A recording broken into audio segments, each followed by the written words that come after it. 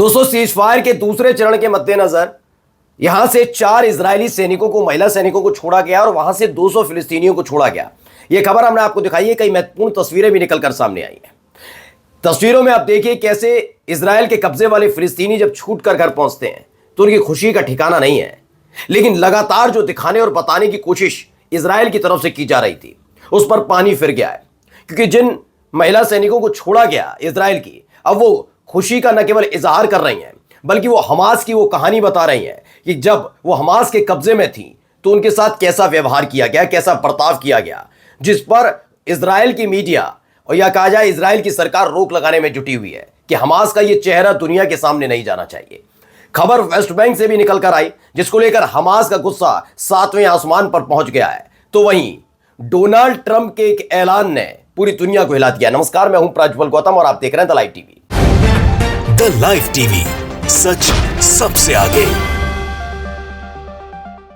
पहले ये तस्वीरें देखिए, चेहरे पर खुशी है। वो लोग हैं जो लंबे समय तक इजरायल के कब्जे में रहे। मैं बार बार आपको बता रहा हूं कि 7 अक्टूबर को जो हमला हमास ने किया था इजरायल पर, उससे पहले ही ये लोग इजरायल के कब्जे में थे।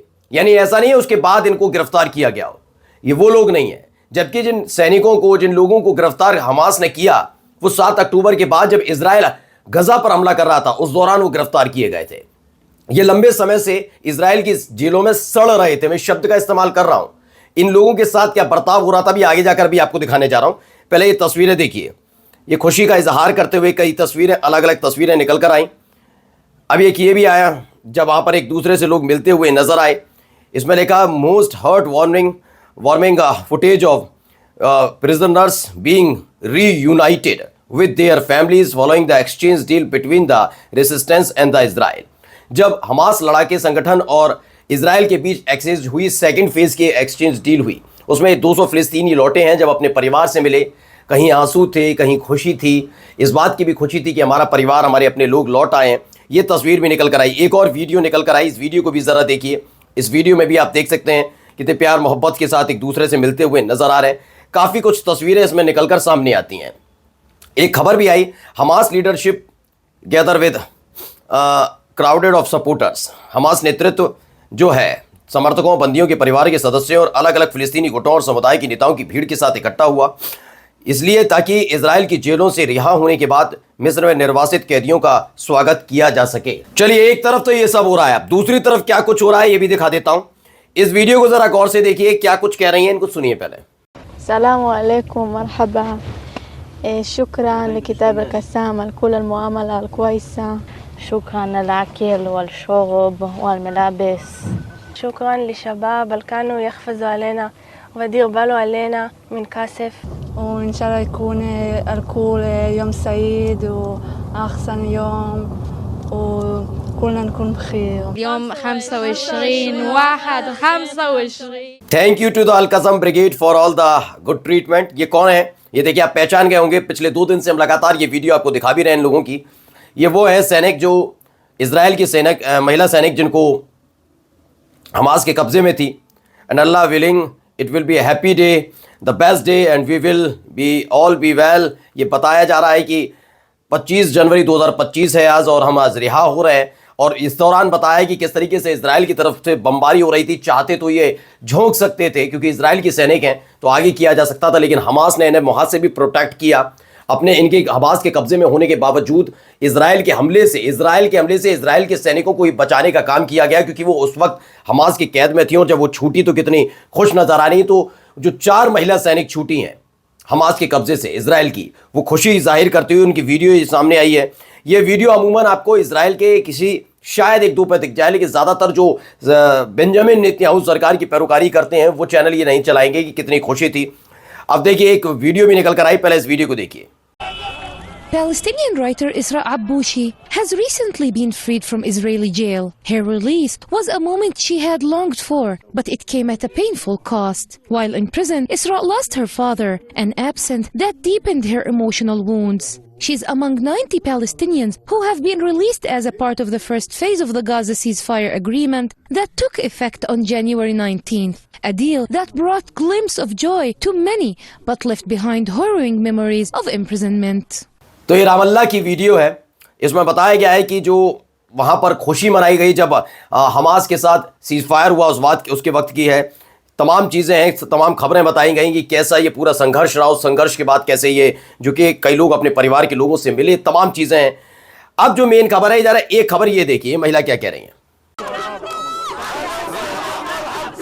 The treatment is very bad inside the prison. Isolation policy, it's continued always, beating the prisoner, using the gas against the prisoner, forbidden the family visit and the lawyer's visit, and the food is very bad. There is no medical care. We are talking about more than 60 prisoners who are died inside the prison by beating them and by using all these policies. दरअसल एजे plus ने इसे tweet किया और लिखा क्या है, repeatedly beating, लगातार मारा गया। ये कौन लोग हैं? फिलिस्तीनी महिलाएं। अब सोचिए, इजराइल की महिला सैनिक जिनकी जिम्मेदारी थी गजा में बमबारी करने की, उनके साथ हमास ने कैसा व्यवहार किया। और फिलिस्तीनी महिलाएं जिनका हमास से कोई लेना देना नहीं, ना बम गोली बारूद कुछ किसी का इस्तेमाल करें, उनके साथ क्या हो रहा है ये बताती हैं कि लगातार हमें मारा पीटा गया। कोई लॉयर या फैमिली के लोगों से मिलने का हमारे पास कोई एक्सेस नहीं था, नहीं मिलने दिया जा रहा था। अगर बीमार भी पड़ते थे तो मेडिकल की कोई हमारी सुविधा नहीं थी, दवाइयां नहीं मिलती थी। इस तरीके से हमें लगातार कई सालों से जेल में रखा गया है। तो ये दो तरह के चेहरे बार बार मैं आपको क्यों दिखा रहा हूं, जिससे आपको पता लगे कि क्या किया जा रहा है। अब एक खबर निकल कर आई है। खबर क्या है? इजरायली हारेस ने खबर लिखी कि इजरायली सेना वर्तमान में परिवारों के साथ जांच करने के लिए वेस्ट बैंक में रिहा किए गए फिलिस्तीनी कैदियों के घरों पर पहुंच रही है। लगातार घर पर पहुंच रही है। वेस्ट बैंक में मैं दिखाई रहा था जब से ये हमास के साथ और इजराइल के बीच जो सीज फायर हुआ, उसके बाद ही एक नया केंद्र बना दिया गया है गजा की तरह। किसे? वेस्ट बैंक को। वहां पर हमले किए जा रहे हैं, वहां पीटा जा रहा है, आग लगा दी जा रही है। और अब क्या कह रही है, तब तक तो इजरायली लोग कर रहे थे, फिर इजरायली पुलिस और फिर इजरायली सेना भी उतर आई है वेस्ट बैंक में हमले करने पर फिलिस्तीनियों पर। प्रेस टीवी की खबर है, हमास बिलीव्स, हमास को लगता है कि वेस्ट बैंक अगला एक थिएटर होगा, यानी वो केंद्र होगा गजा के बाद, जहां पर इजराइल लगातार इसी तरीके से फिलिस्तीनियों पर अत्याचार करता रहे। ये प्रेस टीवी खबर है। और हमास का ये कहना यकीन मानकर चलिए इजराइल के लिए फिर एक सेटबैक हो सकता है, क्योंकि यहां पर आकर अभी तक हमास इस पर बोला नहीं था खुलकर, जो वेस्ट बैंक में ये लोग कर रहे थे। लेकिन अब वेस्ट बैंक को लेकर भी हमास का ये बयान बताता है कि उसके आंखों के सामने जो वहां रहने वाले फिलिस्तीनी हैं, उनके साथ किए गए व्यवहार की भी चिंता उसको सता रही है। अब पढ़िए, Trump lifts ban. Press TV की खबर है, क्या कुछ किया गया ट्रंप की तरफ से। मैंने एक दिन पहले आपको खबर दिखाई थी कि डोनाल्ड ट्रंप प्रशासन की तरफ से आदेश दिया गया है कि तमाम देशों को जो मिलिट्री एड दी जा रही है, जिसमें बम गोला बारूद दिया जा रहा है, जिसमें यूक्रेन भी शामिल है, वो हटा दिया गया है, सिर्फ इजराइल को छोड़कर। अब क्या कहा है ट्रंप ने? उस पूरे एग्रीमेंट पर से जो बैन लगाया गया था जो बाइडेन के वक्त में, उस पर से बैन हटा दिया, जिसके तहत 2000 पाउंड बॉम्ब इजराइल को दिए जाने। यानी अब ये 2000 पाउंड बॉम्ब इजराइल को स्थानांतरित किए जाएंगे, ट्रांसफर किए जाएंगे, इसकी सप्लाई की जानी है। जबकि जो बाइडेन के वक्त में इस पर बैन लगा दिया गया था कि अब इजराइल को कोई बॉम्ब नहीं दिए जाएंगे। लेकिन अब ट्रंप ने एक बड़ा फैसला लिया है। ये प्रेस टीवी की खबर निकलकर सामने आई। देखिए इसमें यह हो रहा है, एक्सियोस ने 3 इजरायली अधिकारियों के हवाला देते हुए बताया है कि ट्रंप यानी व्हाइट हाउस ने पेंटागन को इजराइल को 2000 पाउंड के बमों की आपूर्ति करने पर बाइडेन की तरफ से लगाई गई रोक को हटाने का निर्देश दिया है कि बाइडेन प्रशासन ने जो रोक लगाई थी उसे हटाया जाए और 2000 पाउंड बम फौरन ही इजराइल को मुहैया कराए जाए। ये केवल मैं ये नहीं कह रहा हूं कि गजा के लिए है या वेस्ट बैंक, नहीं, ये सीरिया के मद्देनजर भी बहुत ज्यादा महत्वपूर्ण है, खासकर अमेरिका के लिए। तो ये सारी खबर है। एक और खबर है, new US president Donald Trump क्या किया? अमेरिका के राष्ट्रपति डोनाल्ड ट्रंप ने जून 2000 तक इनमें से कम 14,000 बम भेजे जाने के बावजूद इजराइल को 2000 पाउंड के मार्क 84 बमों की आपूर्ति पर बाइडेन प्रशासन की तरफ से जो रोक लगाई गई थी उसे हटाने की योजना बनाई। इसमें इसके तहत ट्रंप ने कथित तौर पर कब्जे वाले वेस्ट बैंक में फिलिस्तीनियों के खिलाफ हिंसा में शामिल इजरायली सेटलर्स पर बाइडेन द्वारा लगाए गए प्रतिबंधों को उलट दिया है।